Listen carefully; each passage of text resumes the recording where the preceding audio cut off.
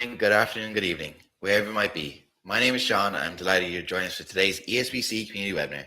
Today I'm joined by Keith Adderton, MVP, who will cover full power app optimization. We love hearing guys have to say, so remember join conversation about today's webinar and more on X. Our handle is at ESPC_community and our hashtag is EPBC26. Tweet us, tag us, and tell us what you learned. Don't forget to check out our Learning Hub, which is updated with the latest blogs, ebooks, and webinars and how-to videos. You can access and view the Learning Hub by visiting our website, sharepointeup.com, and clicking the Content tab at the top.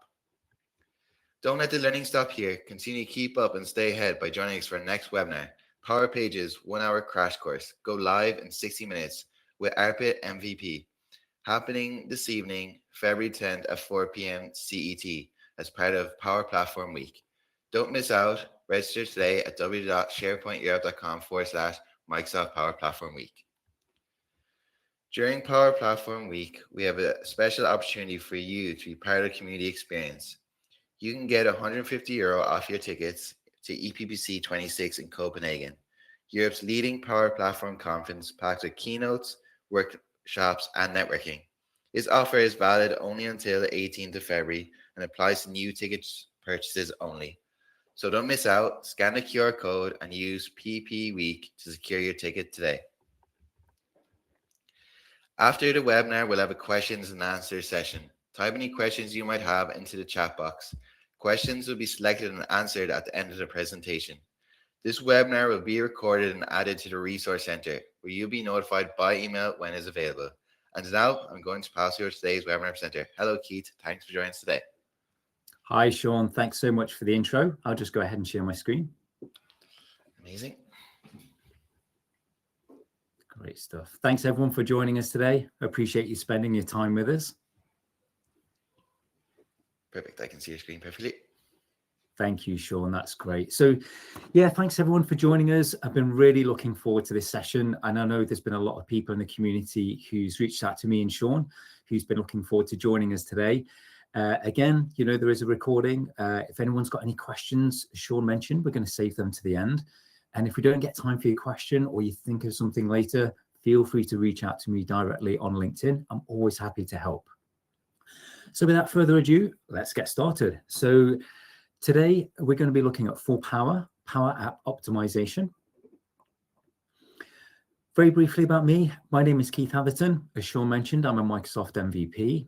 I'm also a Microsoft certified trainer, and I really love training and teaching.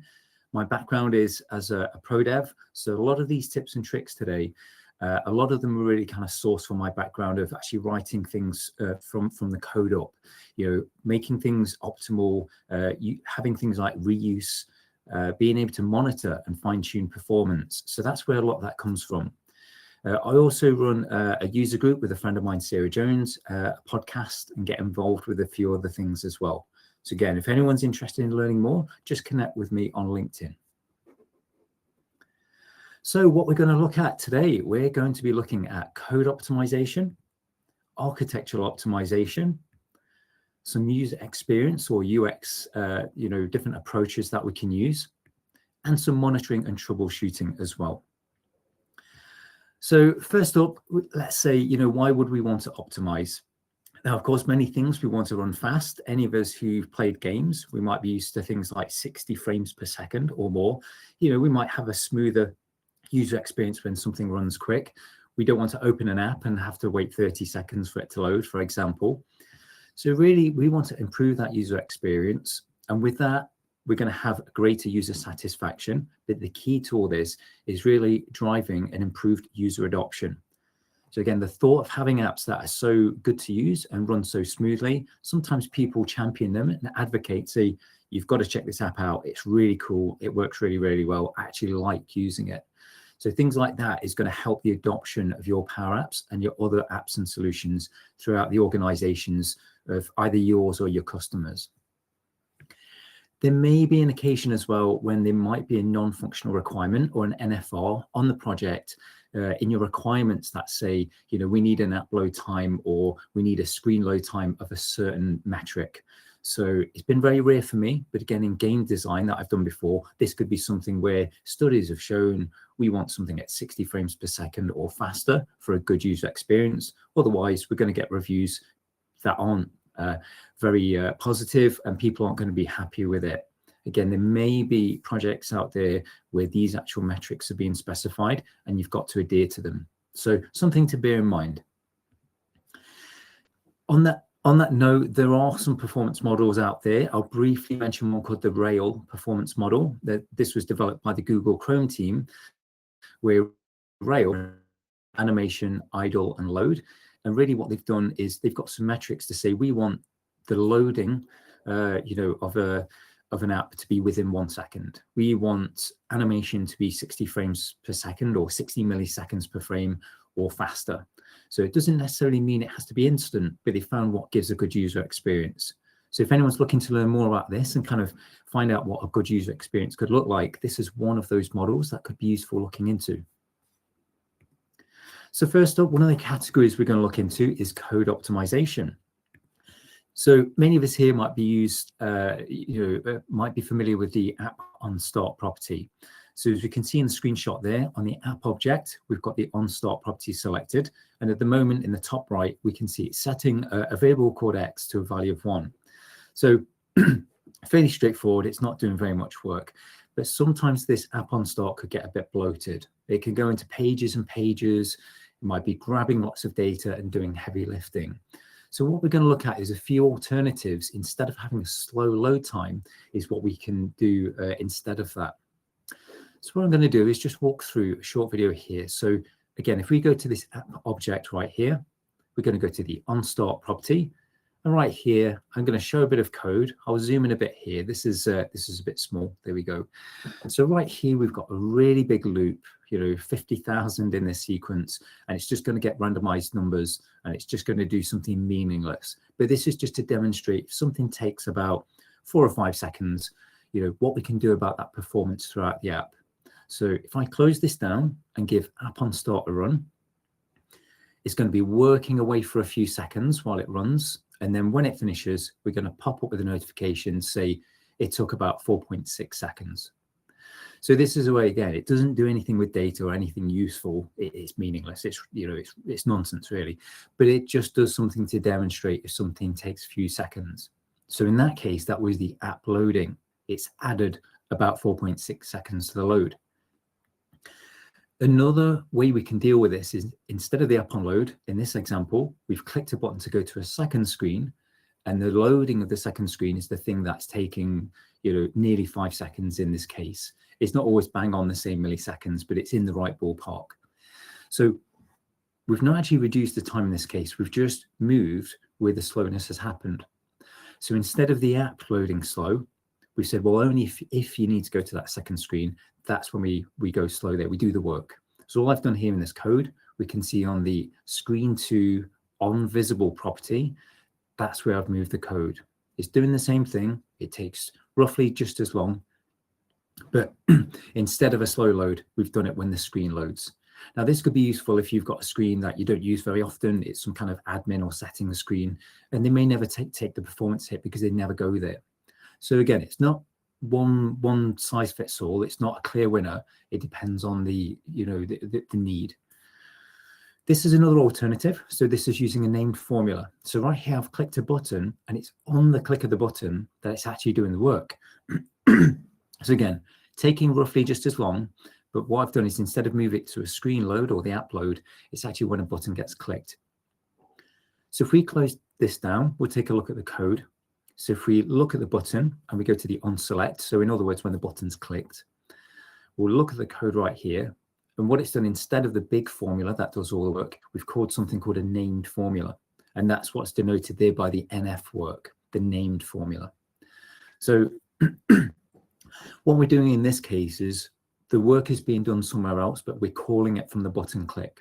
So if we minimize this and go back to the app object and go to the formulas property this time, we can see this is where the NF work is done. So we've called the named formula right here. And again, it's doing what we did before, just this big sequence with random numbers, just this silly thing that doesn't really do anything. But we're actually doing the work there. Now, the benefit with this is we can call the named formula from multiple places in the app. We don't have to copy and paste the code in multiple places or multiple screens. It's just defined once, which is really, really useful. So to take this a little further, we've now got something that's gone generally available called user-defined functions. It's very similar to the named formulas that we just looked at. So here we can see a Fahrenheit with a text input. And when I change a value in here, it's actually updating this Celsius label with a calculated value. So 50 is 50 Fahrenheit is 10 Celsius, and so on and so on. So this is going to be similar to what we saw with the named formula. So if we close this down and look at the code, so we're going to go to this text label where the work's being called. So right here is calling UDF, user-defined function, or whatever you prefer for the prefix. There's the name of the function. So convert Fahrenheit to Celsius is the name of the function.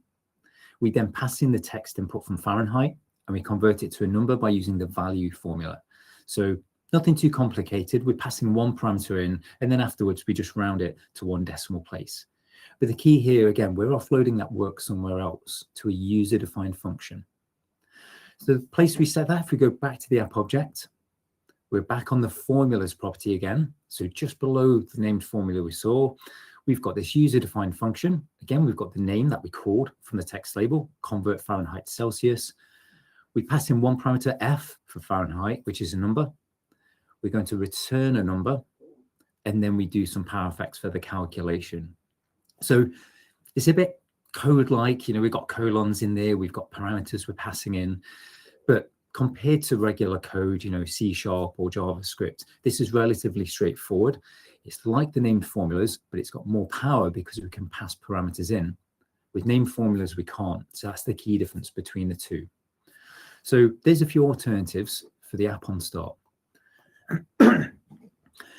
What I showed in some of the demos as well was a notification that popped up at the top to say, hey, this took 4.675 seconds or whatever the case was. Here's the power effect snippet for that, if that's useful for anyone.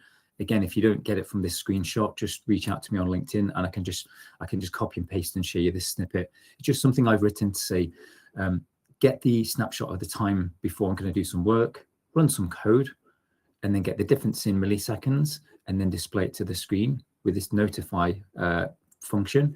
And then it will look something like this. It'll say, done or duration in so many seconds with that kind of granularity on the milliseconds. So it could be quite useful.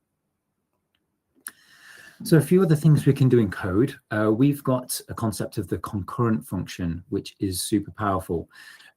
So right here in this bit of power effects, we've got 4 lines. So what it's doing is the first line is pulling from a product table and saving it to a collection called cold product.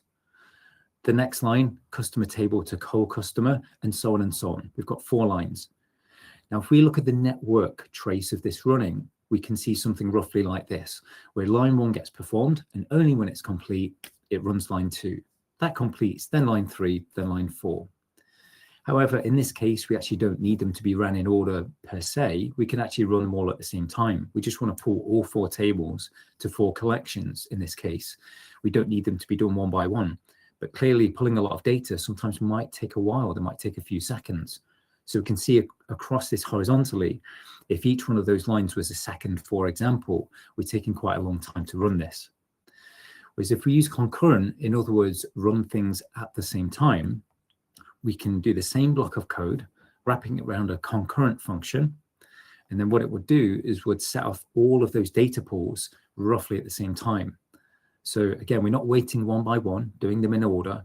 It's going to do them in parallel. It's going to do them concurrently. So the great thing there, again, if this horizontally is going to be amount of seconds it would take for the app to load, we can see that by running it concurrently, it's doing the same work, but quicker. So again, an improved user experience. So there we talked about pulling data into collections. We're going to look at some different variable types. So we have the concept of these global variables. In this case, I'm using the set function to pull back, to set a pet name to Oscar. Oscar is my dog, so I just picked that one. Context variables. Now this is in the context of the screen that you're on, and you can pass them between screens as well. So with the global one being accessible anywhere in the app by anything, these context variables, when we call update context, can only be seen by that screen. So in this case, setting an energy level to a number of 100. And then collections we mentioned there. This is a bit like the global variables in that they've got an app scope. We can see them anywhere in the app. However, in this case, we're actually saving records. We're saving tabular data. So again, if we're pulling from a table and we've got 10 records and there's 5 columns for each record, collections could be a good way to go. Now, the reason I mention these is it really pays to use the most appropriate variable. This could be for readability. It could be for performance as well. So without everything being, which is how I started when I was starting with Canvas apps, it just means that you can kind of like build up that memory quite heavy, and we may not need it. It may be that only certain things are needed per screen. So another thing that's useful, another variable type, which I didn't know from the very outset, which I found really, really useful, is by using the with function. So using the with function, we've got this code snippet right here. We're saying with, and then we've got this kind of record value within those curly braces. So saying, look, I'm going to do a lookup on the users table to bring back a title, save it as a title field, and then below that, after the comma, I'm actually going to use that as a global variable and set something else. So really, really useful. This has got a formula block scope. So in other words, only within this with block can we see that field title. As soon as we hit the semicolon at the very end, it's gone. Because when we do that, everything is cleared from memory. Now, this is really useful because we're not just building up memory and saving things again and again and just building up, even though we don't call them ever again in the app.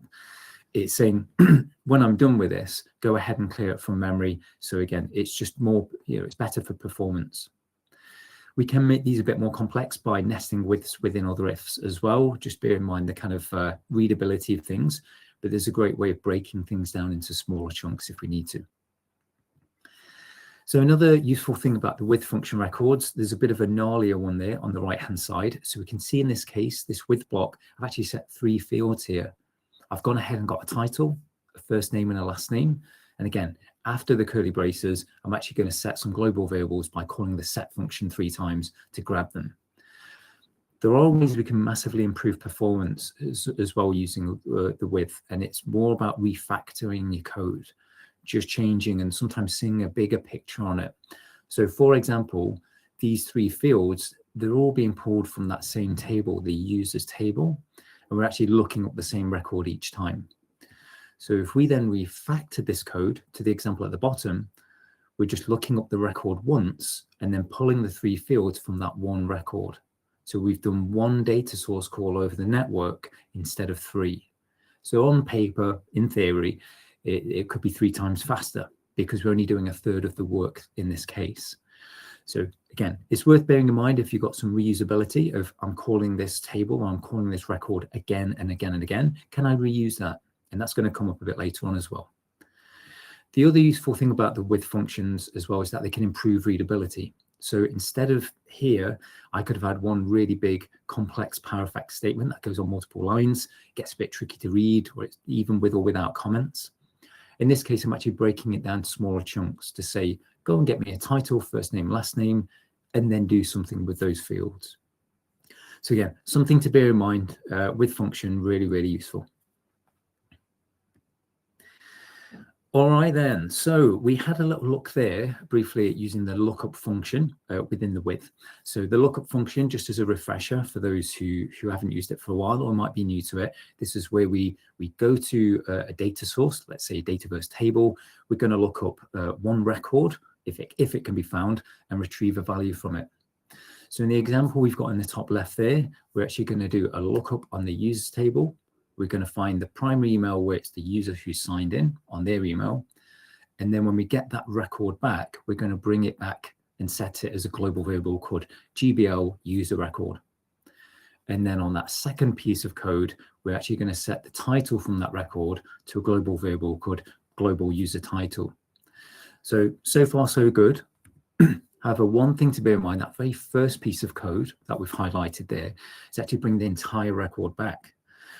Something to bear in mind with some of the common data model tables, those system generated ones like accounts, contacts, users, Some of them are quite heavy. Some of them have got 100 or more columns. Some of them get pretty big. And it may be that we don't use all of those columns, but if we do something like this, we're bringing the entire record back pretty much. And again, in this case, we don't need the full record. We just need the title field. That's the only thing we need. It's just one thing. So one way that we can improve this in terms of performance is the lookup function has something called a reduction formula property. So in the syntax in the top right there, we can see the lookup on the table. Here's the formula to say if ID equals this, for example. It's this third optional parameter, and it's optional with the square brackets around it. This is the reduction formula that I didn't know about when I was making Power Apps to start with. I was bringing everything back, bringing back one of the fields, and then I didn't care about the other 119 or whatever was in the table. So if we use the reduction formula, we still do the lookup, but we're actually bringing back just one value. And if that's all we need, we're actually bringing less data over the data source call, which is really good. So we can reference columns within the table. And again, if you don't use this, you're returning the full record, which you may or may not want. But in this case, I only need the title. I just need one. So if I have a look at an example, there's what we saw on the previous screen, bring back the full user record and just getting the title only. However, to refactor this, what I've done is on the lookup there, highlighted in yellow, is I've set this third optional reduction formula parameter. So again, I said, look, I know I only need the title. Please just give me the title. And that way it's going to be super fast because it brings me one text value back, not an entire record. Super useful. So on the basis of bringing data back, because this is often some of the slower things that we get in Power Apps, retrieving table data, right here is a very small partial screenshot of the Dataverse user table. So if we have a little look at this, okay, we've got 3 columns on the screen, but we can see there within the Power Apps Maker portal, we can see there's a hint there, oh, you've got another 124 columns. So there's 127 columns in total in this table. But again, often when I call the user table, I don't need them all. You know, there's a lot of blank ones in there, a lot of unused ones, a lot of system generated ones that I don't care about. So why am I bringing them all back? So there's a few ways we can bring back just the columns we need.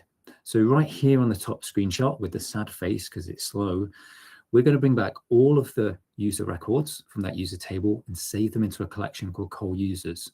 So when we do that, we're bringing all of it back. But if we only need, say, the full name and the email address, we could do something like this bottom example here. So we're bringing everything back, but we've wrapped it around in the show columns function. Say, look, I know you've got 127, but there's only 2 I care about. Can you just return me those 2? So again, already it's going to be much faster because we're reducing the data that goes over the network. There is maybe theoretically it's more secure as well, because instead of bringing back all that other information that might have some PII or some sensitive information, if we bring back every column, and let's say if someone goes on the network to read what comes back, here we're only bringing two columns back that we care about. We're not bringing things like dates of birth and addresses. So in theory, it could be a bit more secure as well. Now, one other thing that I want to mention about this that is related is something called explicit column selection. Sounds a bit fancy, or ECS. This is something that Power Apps has built in to try and help us. So really, if we had a Power Apps screen and we only called full name and primary email, Power Apps might try and be clever for us and say, oh, I know you're only using 2 of those columns. I won't bring all the record back. I won't bring all 127 columns. I'll just bring those 2 because I can see they're the only 2 that you're using. So that's great. I would say on occasion, certainly, you know, longer ago, I found that sometimes it still didn't bring it back, or it's a bit hit or miss. Sometimes I would have labels for full name and email, and it would be missing the full name for some reason. However, if you do this example that we've got on the screen there with the show columns, I found that we're the ones being explicit about which columns we need, and it always brings them back. So if you do get any issues, bear in mind the show columns can be a good approach. So now we've looked at the columns that we need to bring back. We're going to look at some of the rows we bring back. We might have tables that have thousands or tens of thousands of records, maybe more. My background as a pro dev, sometimes we deal with big data and there's tables with millions of records, but that's a different story. In this case, let's say if I go to the users table and bring them all back into a collection, here I've got an example. There's not that many in this case, but 146. But it may be that we don't need all of those records. There's a lot of system type users and things that I don't care about. I actually just want to bring back 10 or 20 of actual meaningful users. So instead of bring everything back, what we could do is use something like a filter or a search or any other way of actually just filtering those rows that come back. So in this case, the gallery count is showing 17. So this is more manageable, and it's just the 17 I care about. So instead of bring everything back and then filter it, I filtered it at source in this case. So really, really useful. In this case, I've used a filter of is staff equals true. The other way we could use this concept of just the rows we need is if we have galleries and we're calling data first tables, we can use the data first table views. So again, back to the example of pulling from the users table into the gallery below, we've got all 146 rows. Fine, that's okay, but we may not want them all. What we could also do is on the gallery itself, where we have data source below that, we could actually set the view. So in this case, I've chosen the enabled users view, but I might be able to create my own view and use that one instead. Or a view where it's just staff, or it's just people from a certain location. And again, the gallery is going to reflect just bringing back those records that we need. A little note there as well, all the big relational database management systems like SQL Server and Oracle Database, they've got this concept of views and have had for a long time as well. Again, the concept of views of picking, it might be one or more tables that get linked. It's the columns you care about. You filter on the rows that you care about, and there may be ordering and sorting involved as well. So this concept of views is really, really powerful. Again, it's done at the big, powerful server, and we just get the small sort of filtered record set that we care about. There is maybe a bit of a cheeky way to bring data back to a Power App as well. We could actually call a Power Automate flow, and that actually could do the work for us to kind of pull data. In this case, excuse me, we're calling the Dataverse list rows action. We're calling it on the accounts table. We've been very good here. We're calling just the columns we need, a bit like the show columns we talked about, name, created on, and so on. We're doing some filtering, always a good practice, and some sorting and so on and so on, and we're getting the top 10 rows. So in this faked up example, there's a way where we can call a flow, and then the flow would actually return the results to an app. So again, we're going to offload the work from the app so we can keep the app running smoothly. However, in this case, by calling a flow, there is a bit of a performance cost by calling the flow. Now, the reason for this is because the flow needs its own memory, it needs its own work. It's a separate system that needs to perform some work. So while we can do it, it doesn't necessarily mean it's going to be quicker. It just means we're offloading the work to somewhere else to return us the results later on. So still an option. Again, it depends on the requirement. Next up, we're going to look at caching data. So cache is just a fancy word for saying that we're storing the data locally in the app. So really, really useful here. And again, it does have its place. So we can actually bring data back from the data sources and store them into variables and collections and then refer to them. So in the example here, we're actually bringing, again, doing the lookup, the trusty lookup that we was viewing earlier. And we're bringing this record back into a global variable. We might do it by bringing just a single value back. Again, in this case, bring the title back is that single text value into global user title. Or again, quite commonly, we'd be bringing back from tables into collections that are stored within the app's memory. So the great thing with this is if we call these variables, instead of going all the way over the network every single time we need this data, it's going to be much faster because it's on hand. We're carrying it, we're holding it already. So that's one of the big benefits. It's much, much faster. And again, if you've got data that's located in a different region, or you've got to go through multiple layers, or you've got to go through VPNs, that can get amplified and that latency can actually build up and it can go quite slow. Whereas if we're holding it within the app, it's instantaneous, it's ready to be called. However, as architects and as developers, what we need to bear in mind is how often does that data change?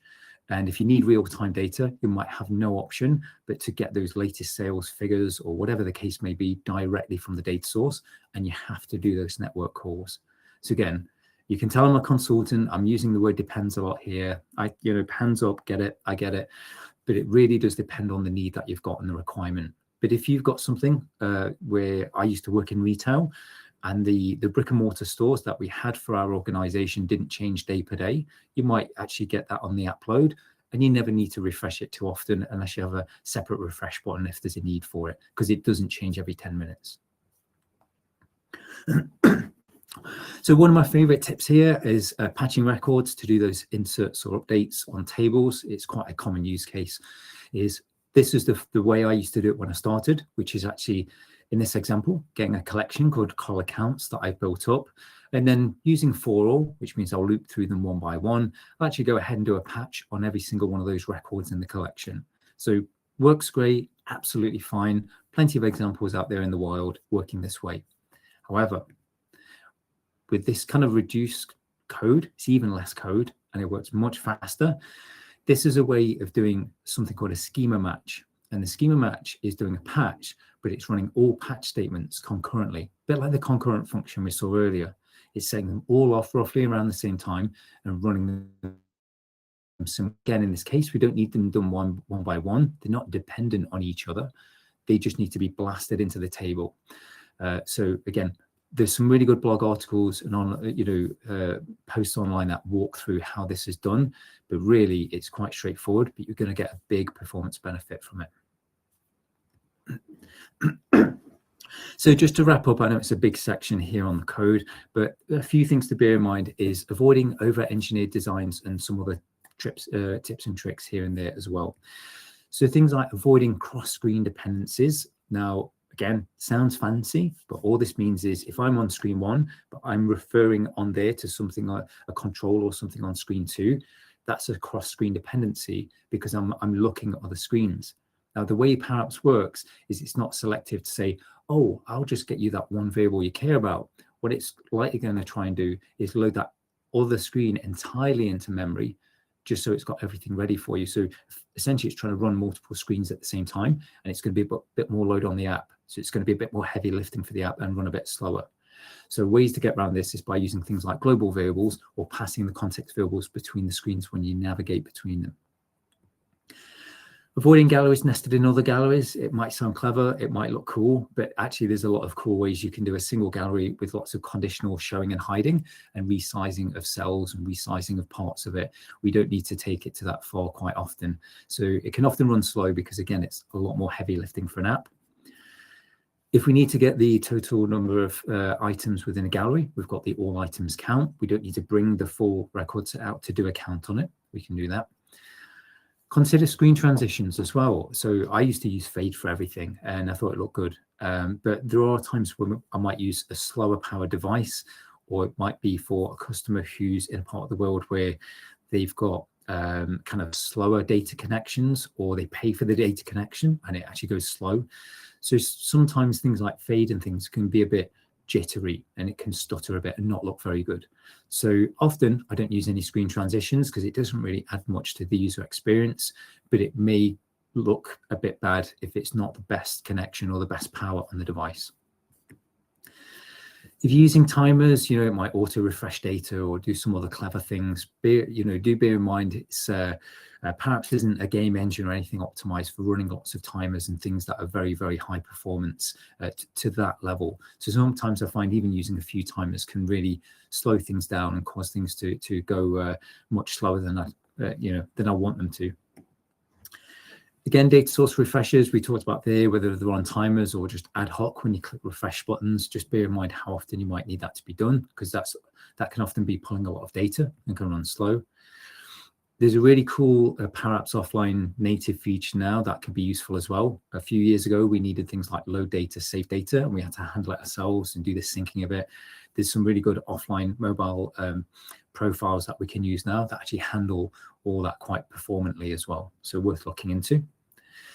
And it might sound silly, but if you publish your app often, we're going to get the benefit of those, Powerapps engines that get updated by the product teams. So if we do run those, we're actually going to get benefit from any kind of new security or performance updates that Microsoft Powerapps team build for us. Even if we don't change anything in the app, it's just using that new Powerapps engine. So it's something worth bearing in mind. All right, then. So we're going to look at some architectural optimization tips. So depending if you use it or not, yeah. Sorry, there's people just saying we lost your screen. Screen is gone. Oh, thank you. Let me see if I can reshare. Yeah.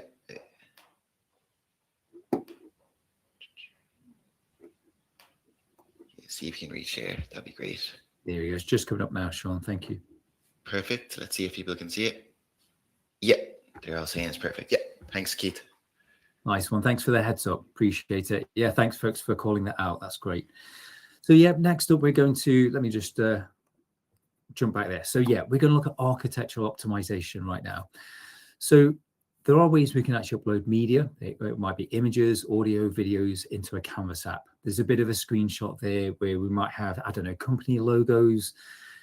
We may or may not use videos. They can be quite heavyweight, but there's ways we can actually have it natively in the app. Now, these are really useful because, again, a bit like the cache data, they're actually on hand within the app. We've not had to go over the network to bring them.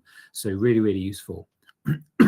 However, if it's anything like images, it's worth bearing in mind if we can use SVGs or scalable vector graphics. These are really they're kind of almost like the maths. It's kind of almost like the formulas that would draw out those images. The great thing with them is they're very scalable, hence the name as well. So you can make them very large and they'll keep that sharpness. They'll keep the fidelity and look really good. But typically, they're also much lighter weight than things like PNGs, JPEGs, and other things like that as well. So it's actually going to save space and it's going to scale better. So SVG is a really good way to go. Many web apps and websites do that as well. Also, if you're using Dataverse images automatically provide us image thumbnails that we can call that have like a smaller thumbnail level of detail. But again, if we're repeating these on a small scale, repeating in a gallery or something like that, there's a great way, of using it instead of trying to load the full sized image every time for each record. If we are using media and other things, there's ways of removing those unused elements as well, really key. So if we've got any data sources that we're not using, we've got this little sweeping brush by the data. We can automatically remove data not currently in use. We can do the same with the media that we just talked about with the little sweeping brush, and the same with unused flows. So any cloud flows that are not called, we don't need to manually go through and check if they're in use or not. We've got these handy buttons for these three now that will actually just clear them away. And the key thing really is that if you're not using it, it's best to bin it. It's best just to get rid, because anything in a Power App, whether it's in use or not, is going to take some level of memory and some time to load just in case it needs to be used. So if you don't have anything used, or you've got like 20 backed up screens, from previous experiments that you're not using, if you don't need them for any reason, it's good just to clear them out and keep a very lean app where possible. Okay, so next up, we're going to look at the app checker. There's a screenshot here, and there's a way we can get some warnings and errors as well of anything that might affect the performance of the app. So let's bring this up. So right here, I'm just going to zoom in at the very top right to the stethoscope. And right here, this is the app checker. So if I go ahead and click on this, on the right-hand side, it's going to calculate to say, look, are there any issues with any of the formulas, any of the accessibility? But the key one we're going to look at is the performance. And right here, saying, look, there's 11 issues with performance. All 11 are warnings right here. We can see a mix of unused variables and something about the rows retrieved from the data source may not be the full record set. So in this case, there's, one unused variable. We can go ahead and just click on here, just get a bit more detail. Let's take a closer look and zoom in there. There we go. So there we go. We're saying, look, we've got an unused variable. It's on the app object. It's called global user. And it's saying, well, how to fix it? We need to remove that. And why would we fix it? Well, it's not used anywhere, and it's likely going to be taking up some memory and slowing things down. So if you don't need it, again, let's get rid of it. Maybe some code we did need before, but we don't need anymore. Another one worth looking at as well is the one below right here. It's saying, well, actually, there's a few there. So there's, 9 rows retrieved and one saying this data row limit for non-delegable queries. So let's look into this one. So, okay, there's, again, here's what the issue is, here's where it is, how to fix it, and why we'd want to fix it. So again, even by going through these warnings and errors, it's a good way of improving our knowledge as well, to say, oh, I'll try and look out for that next time and not go through that. So very, very useful. Another thing as well that I've only started really to use fairly recently is the Power Apps code review tool. So there's a little screenshot we've got there. Now, this was developed by the Microsoft Power CAP, or Customer Advisory Team. And this is, now and again, that team comes up with really cool, useful utilities and tools that actually help us as makers and developers. So the way this one works is it reviews a Canvas app against a checklist of best practices. Again, the data sources in use, how is the code factored, and then it provides a score. Let's say, for example, say 90%, and it'll give it a grade as if you're at school as well, like A, B, and so on. So the app checker results that we just looked at are also provided within the results here. There's really good app analysis, checking important settings. When you go to the app settings, are we below the maximum recommended number of controls per screen? Sometimes it's 300. It depends on the date, the source that we go to. And the code viewer, it does list all screen controls and properties with a search and filter function, so we can actually view the code quite easily and review it. So yeah, really, really useful. Again, it's a free tool. There are instructions online on how to import this into your environment and actually use it to look at your own Power Apps. Another concept, this is a kind of a bigger level. This is not anything too complex, is something known as monolithic design. So this is the concept in the image there, where we've got one big monolith. We can actually break it down into smaller apps or smaller services. So this is something I know all too well from the pro dev world, is that sometimes you start with an app and then you'll get some users say, oh, that's cool, but could you add a screen that does this? Oh, that's neat. Could it also do that? And before you know it, it grows and grows and grows. It can get bloated. It can get slower. It can load slower. And maybe it's doing too much work or taking too much on. It's a CRM that's also an LMS, which is also an XYZ. So it's just like grows and grows and grows, when ideally it should be, smaller, separate apps ideally. So the concept really is, it can be better having a small app that does one thing really, really well, really dedicated, a bit like some of the Dynamics apps. They're kind of very specific to what they do. We don't have a CRM and field service and marketing and everything all bundled together in one big massive app. The great thing with this is, if we do need to call between the apps, let's say I'm in a CRM and I need to call a field service app, a Power App, I can actually pass some of that context. I can use the launch function to call the other app by calling the URL of the app. And I can also pass in some parameters as well. So I might be in a CRM, I've got the ID of a contact record, I need to pass it to this other app. And so that when that app loads, it loads with that contact record front and center for the user. So it gives a nice seamless user experience for them. So something worth bearing in mind, if you've got something that's kind of grown and got bloated, maybe it could be broken down into smaller parts. And as you could probably tell with a lot of this, we've been focusing on Canvas apps, really because Canvas apps, by definition, they're much more customizable, and we can make them very bespoke, which means we can make good choices for performance and not so good choices for performance. Sometimes this is because we learn as we go. I know that's been the case for me. But things with model-driven apps, a lot of it is handled for us, and it's very scalable and very performant out of the box. So there's a lot less considerations for me when I build a model-driven app, because it's handled for me for the most part. So we'll look at some examples here, but the default tab controls have got initialization logic that get invoked when you load the app. So again, if you're on this default tab and it's really busy, it's maybe doing a lot of work. So it's worth just bearing in mind, do you need, other tabs? Do you need to go to other screens to do other work rather than just one busy default tab? If you've got any data-driven controls, this can affect the loading speed. So things like quick view forms, subgrids, timelines, there are others as well. But every time we can see a timeline on the screen there in the example, I always try and think that, hey, if that is calling other tables, that's having to query those other tables or join to them and bring back other data. So again, the bigger, the gnarlier, and the more those kind of controls that I'm using, the more work it's having to do to kind of refresh and load those controls. So I'm not saying don't use them, but it's just worth bearing in mind that they all need to be on one tab. And if you use JavaScript, there's a bunch of things you can do to just have good practices as well. So things like using asynchronous network requests when you call data. Again, we was looking at concurrent and other things before. There's so many things you can do, where with code, again, it's very customizable and we can do things very slow, very busy. So it's worth, looking into, can you use Copilot or other tools to kind of recommend how you can refactor JavaScript and any other pro code that you use. And as developers or makers, something worth bearing in mind is optimizing our workflow, the way we work. So as a coder, my background, we had a concept known as dry or don't repeat yourself. So again, we saw some things earlier like those named formulas where if we had it defined once, we can call it in 10 different places in the app across all screens.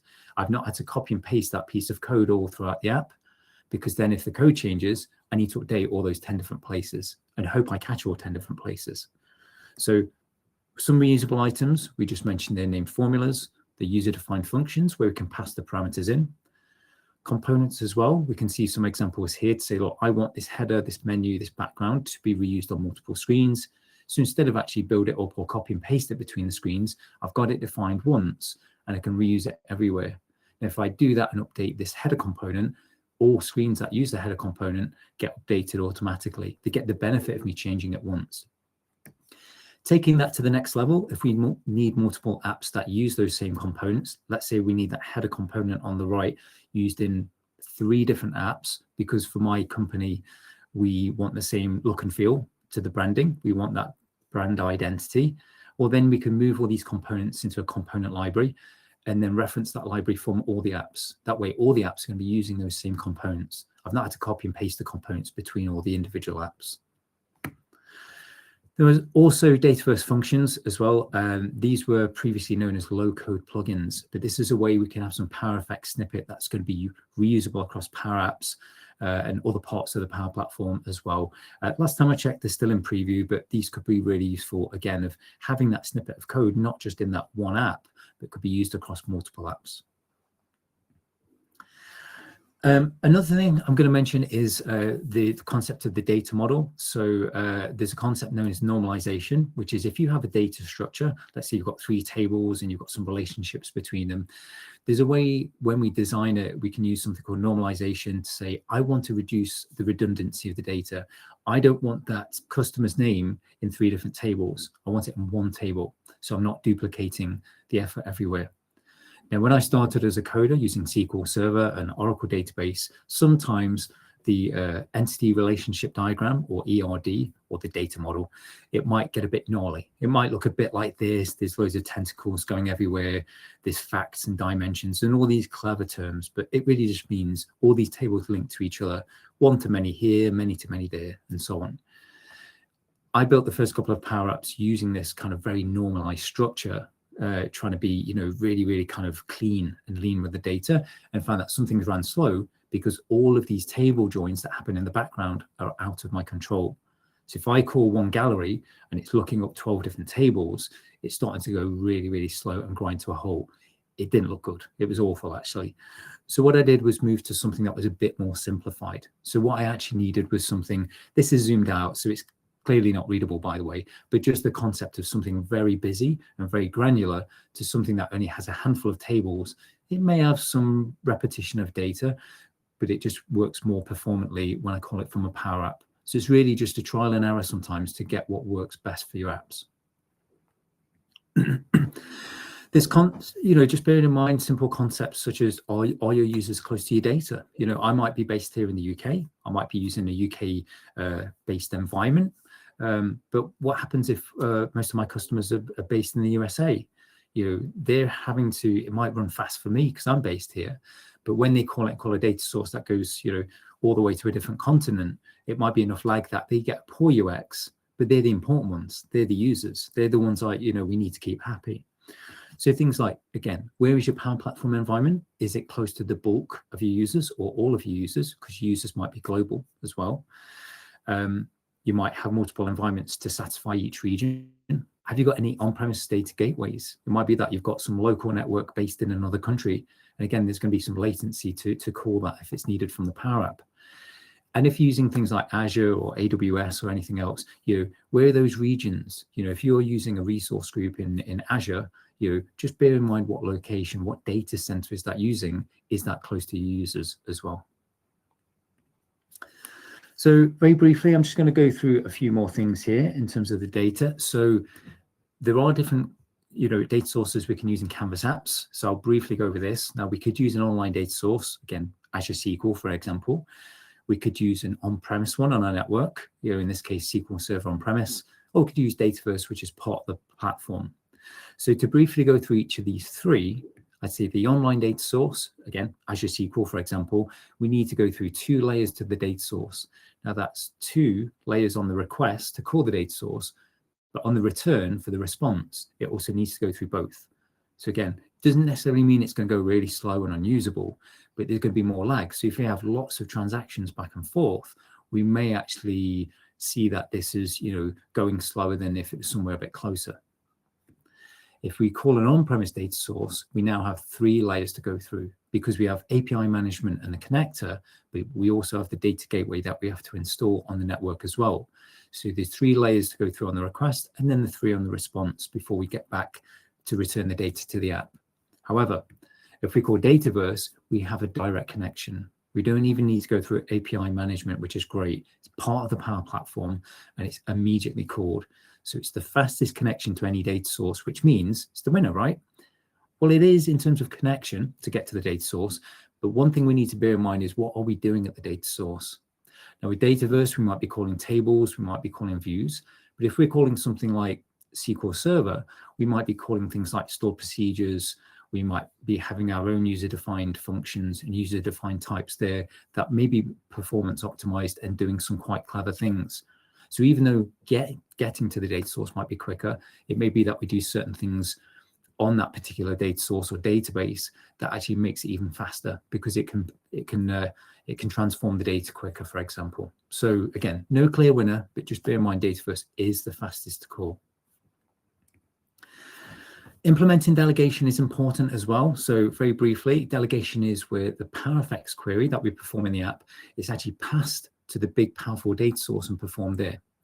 So the great thing with this is that if we do this, it's actually running the big powerful data source. It's returning only the results that we care about to the app instead of bringing everything to the app and then filtering in the app. So delegation is supported for Dataverse, of course, that's a first-class citizen. It's part of the Power Platform, but also other data sources like SharePoint, SQL Server, and Salesforce. Now, the example we've got there on the screen is a table for Dataverse. So again, it's a little zoomed out, but trust me on this. If we look here with the green highlight, we can see that equals and not equals on a text is delegated. So if we write this PowerFX in the app, this is passed to Dataverse, does the work there, then returns the results. However, in the red box, if we was to use the search function in the app on a number, this is not delegated. In other words, it can't do the work at the big powerful Dataverse server. It's got to bring everything back and then figure it out in the app. So it's a lose-lose really, because instead of a big powerful server doing the work, it can't do it there, it does it in the slower, smaller, lighter app, but also it's bringing a lot more data, quite likely, over the network to be able to then figure it out in the app to maybe get to one record or something like that. So we really want to use delegation where we can. The other reason for delegation is that we're limited on the amount of rows that we can return to a Canvas app.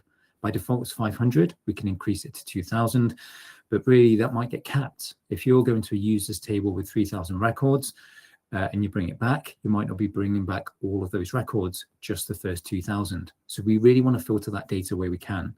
Trust me, I've been there. I've done it where I've had a drop down on users and it's gone A, B, C, all the way up to T and then stopped. Well, that's funny. There's nothing beyond T. And I realized because there was about 3,000 records and it was truncating the data. It wasn't bringing it all back. So really just pay to use delegation where we can, and we'll get delegation warnings within the app if we're not using delegable functions. Okay, so I'm just going to bear in mind time. I know we're kind of 8 minutes or so left. We want some time for Q&A. So I'm just going to wrap up with a few things about user experience. And if we've got time, something about monitoring as well. So in terms of user experience, I've seen some busy UIs. Now, this is not a Power App, but I've seen Power Apps not far off this. Lots of busy, lots of controls. Now, controls require memory. So therefore, lots of controls need lots of memory. Now, we can see a few things here, like, almost like a gallery style thing in the top right there, where we're repeating records. So if you use a gallery, we're using one control effectively, and it repeats. Whereas if I'd done this separately and like built them up, I don't know, I had a hard-coded 5 controls instead of a gallery that can repeat up to 5 times, it's a lot more controls, a lot more memory required. So gallery is a great way of getting that reuse. You can also split busy screens into multiple tabs, sections, or screens, either model-driven or canvas. Do we need this screen to be this busy, or do we need a few tabs at the top? That's going to be easier to navigate for the user, but also it shouldn't be as slow because we're not having it all in one place. So in terms of providing user feedback, there's a few things I found pretty useful, which I'll share here. So if I've got a process that is running slow and I can't improve that slowness, it's just going to take what it takes, we can use something like this spinner. Spinner is one of the modern controls. It has gone generally available, so it's good to use. We've got this text below. We can actually change the position of the text, either in different locations around the spinner, the size of the spinner, and so on. There's a lot of different things we can change. Another thing that's useful is by using a progress bar. Again, I know it's called a progress, but we're not really showing the progress here. It's just a spinner that keeps going, but this time just horizontally, and when it's done, it's done. I can't look at this and tell it's going to take about 5 seconds. It's just going to take what it takes. So it's fine. It's a spinner, but it's a flat spinner. It's one that's stretched out. It's doing the same thing. So if we look at the control there and as the progress, we can see the behavior indeterminate because we can't determine when it's going to finish. So that's ticked. However, another really useful use of that control, same control, is by having it determinate.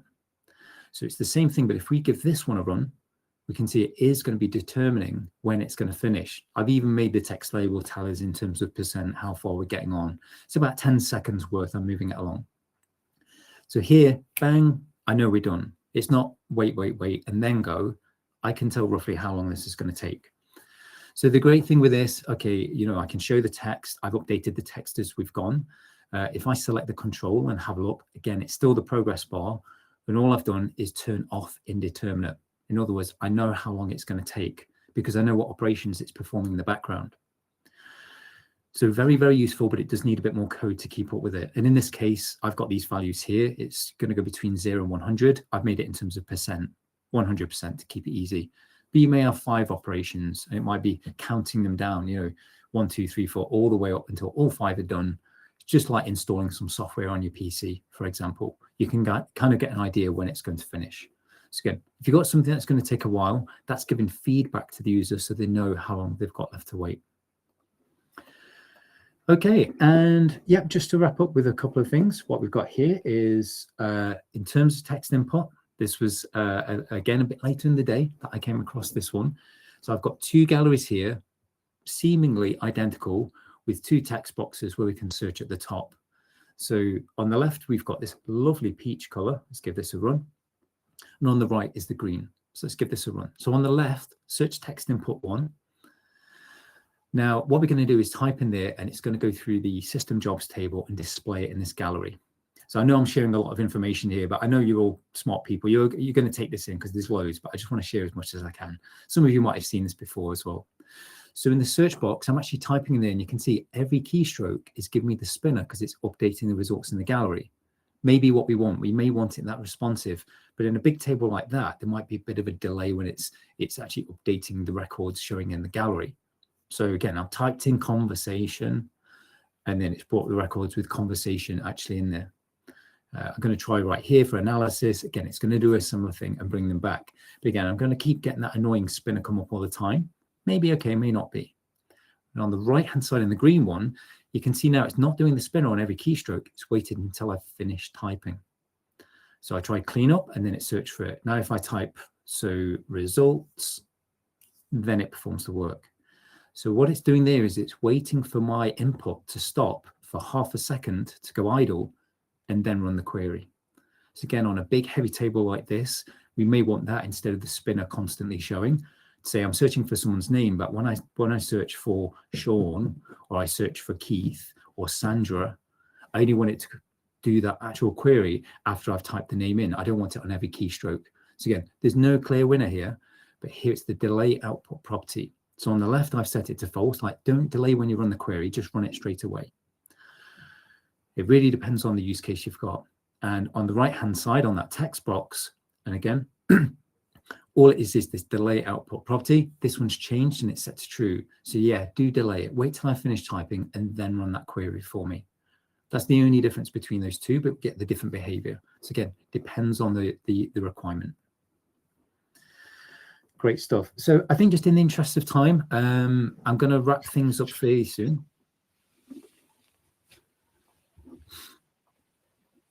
Let's see. So tell you what, I'll fly through this in 1 minute, and then I'll let Sean take control to see if we've got any questions. So very briefly, monitoring and troubleshooting.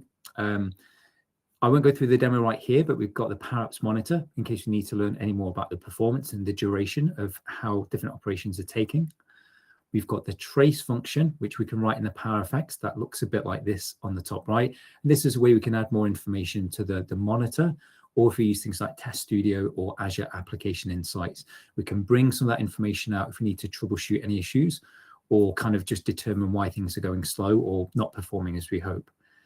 And last, I'll mention that we can measure the memory within the web browser with these clever tools. It's a bit more pro code. I've never needed this in a Power App, but just to flag that it is an option. So again, we covered a lot there with code, architectural optimization, user experience, and some on monitoring and troubleshooting. And with that, thank you very much. Sean, do we have any questions I can help with? Yep, there's a good few questions. A lot of good community vibes. A lot of people answering the questions. That was good. So the first one is, have we been advised to not use app OnStart nowadays? Yeah, that's a great question. So within the Microsoft Learn documentation, Microsoft even do call out in the documentation that while you can use app OnStart, they don't recommend using it too much because it can cause performance issues and delays. So it's great that they even call it out in their own documentation, and to look into those alternatives. Some that we covered today. You can even set your own start screen and things like that as well. So the documentation does provide that.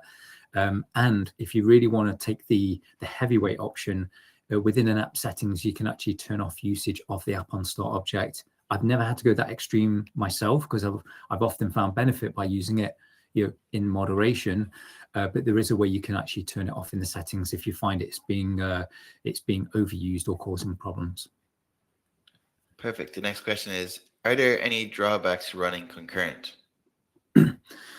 Great question. Yeah, another great question there. I've not seen any myself. Again, I've probably not taken it to an extreme with calling 100 things concurrently. I've really used it. I've got 3 data sources. They don't need to be done one by one. And often pulling from data sources is typically some of the slower things for me, or doing patching. Anything involving, the data source, going over the network is the slow thing. I have seen some developers who maybe use it to an extreme for everything. And really, I only use it for things that are going to run slowly like that, as I would with Pro Code as well. I wouldn't really use it if I'm just setting a global variable of X to 1. Or if I was just setting a context variable, that would be milliseconds and be lightning fast anyway. I find that might make the code a bit more unreadable, but for no real performance benefit. So I'd say, again, use it where you feel there's a good fit. Perfect. The next question is, what about screen transitions? Should these be limited or totally avoided? For me, I've actually gone with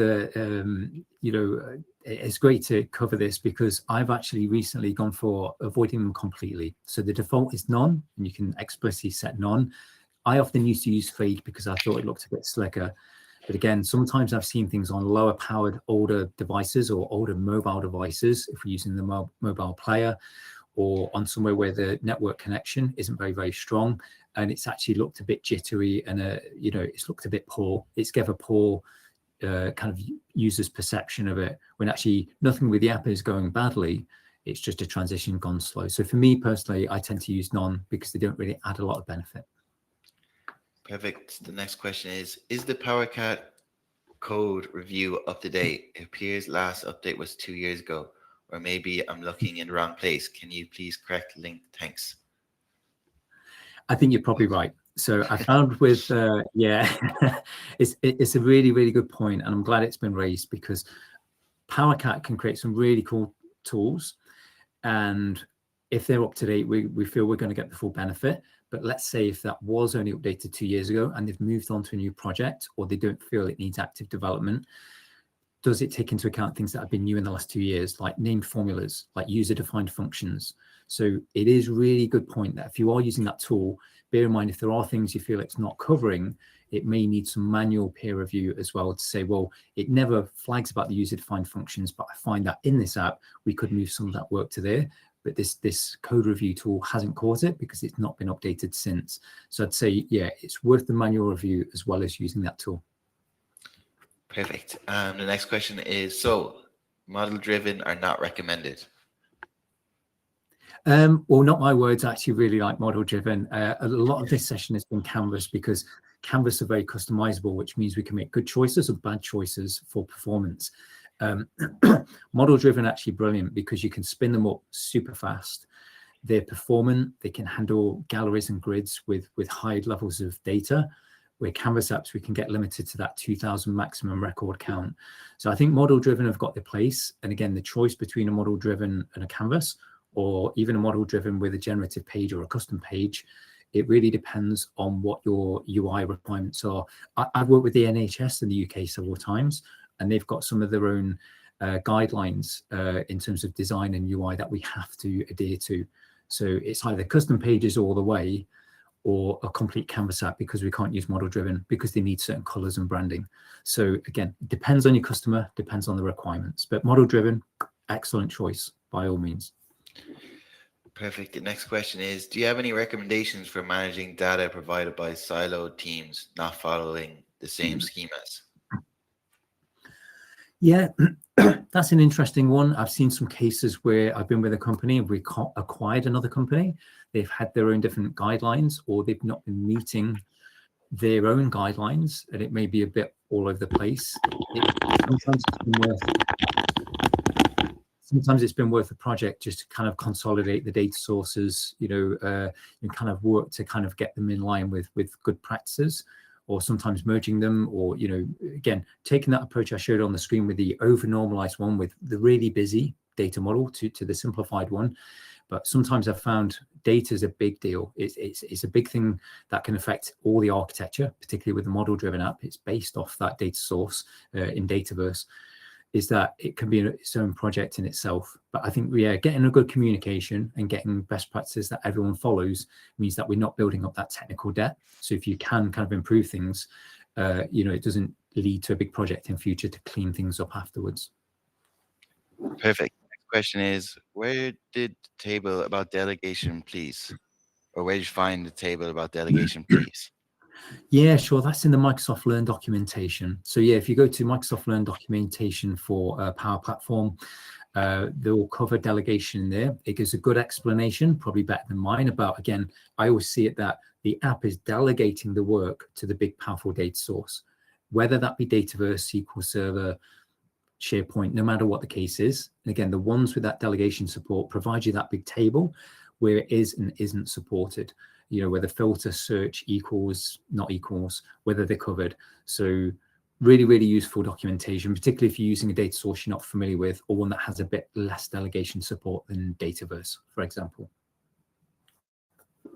Perfect. The next question is, can you tell me a bit more about Power Apps offline features? I've used save data and load data to add some offline capabilities. What are some of the other interesting developments there? I design and build a lot for low connectivity contexts, and this might be very useful. Great stuff. Yeah, low connectivity context is great. And some of the cases I've used that may be similar to your own, where I've worked in construction with a big workshop full of welders and platers and all these cool people who do, like the real work at that organization, but they didn't always have Wi-Fi hotspots or data connection throughout. So they've needed a power up that when they go back to the hub in the office, that's when all the syncing happens. And same for retail.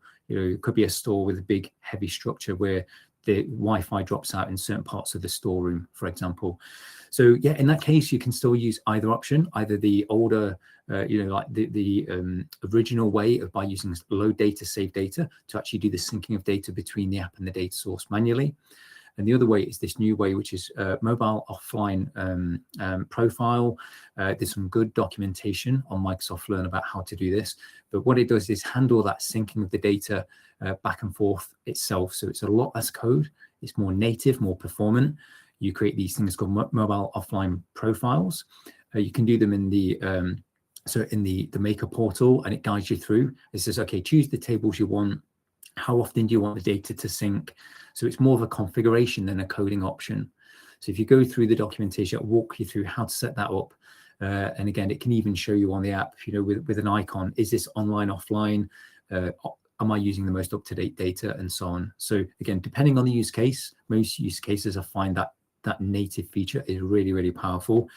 And if I need just a little more control over how the syncing happens or how frequent it happens, then I might need to go back to that code approach of the load data, save data. But this is a bit more development time, but I've got a bit more control over it. So again, there's no clear winner, but the documentation's got a good comparison table in Microsoft Learn to say, here's both approaches and here's the benefits of both and how they square up to each other. Perfect. So I think that's all the questions. So on behalf of the ESPC community, we'd like to send a big thank you to you again, Keith, for taking time out today, crowd out to webinar. Really appreciate it. You got it. Thanks for having me. It's been a pleasure to be here. And thanks everyone for the great questions and for spending your time with us today. Thanks, Sean. So that's the end of today's webinar. You can find this webinar and more at sharepointeurope.com/research center. Actually, I forgot to say, Keith, there's a person looking for the slides. Would there be any chance you could send them to me after the webinar, and then I'll put it under the recording? Yep, no problem at all. I'll do that. That's fine. Perfect. Perfect. So thanks again for all of you for joining us today, and I hope you join us again soon. Take care. Thanks, everyone. Bye.